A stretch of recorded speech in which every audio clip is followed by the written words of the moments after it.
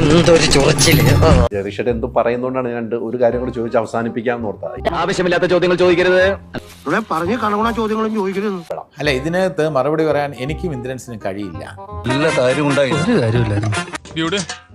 ഇതിന്റെ വല്ല ആവശ്യമുണ്ടോ ഡ്യൂടെ? അത്രക്കുള്ള ബുദ്ധിയൊന്നും അതിനില്ലല്ലോ. പക്ഷെ രണ്ട് കാര്യം ചോദിക്കാം, ഈ നിർമ്മാതാക്കൾ പറയുന്ന രണ്ട് കാര്യങ്ങൾ ഇതൊരു നടക്ക് പോവൂല.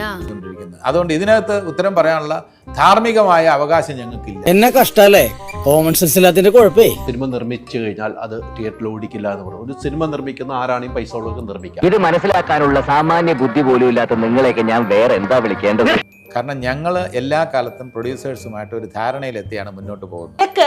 അനാവശ്യമായിട്ടുള്ള ചോദ്യങ്ങൾ ചോദിക്കുന്ന കുറച്ച് കൂടുതലാണ്. ഓവർ സ്മാർട്ട് ആവുന്നത് എനിക്ക് ഇഷ്ടമാണ്. പക്ഷെ ഇത്രയ്ക്ക് ഓവർ ആവരുത്.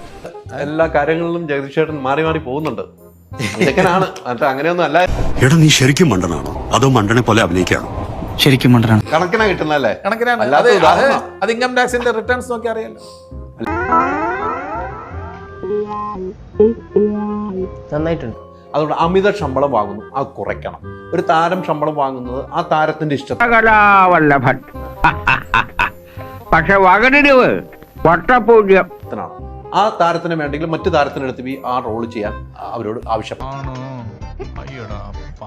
ബന്ധങ്ങൾ വെച്ച് ബന്ധങ്ങൾ മുറിക്കാതെ ആ ബന്ധങ്ങൾ കാത്തു സൂക്ഷിച്ചുള്ള യാത്ര. ഇനി ഞാനിവിടെ നിന്ന് ഡയലോഗ് പറഞ്ഞ കരഞ്ഞു പോകും. ഉസ്മാനെ രക്ഷപ്പെട്ടോ.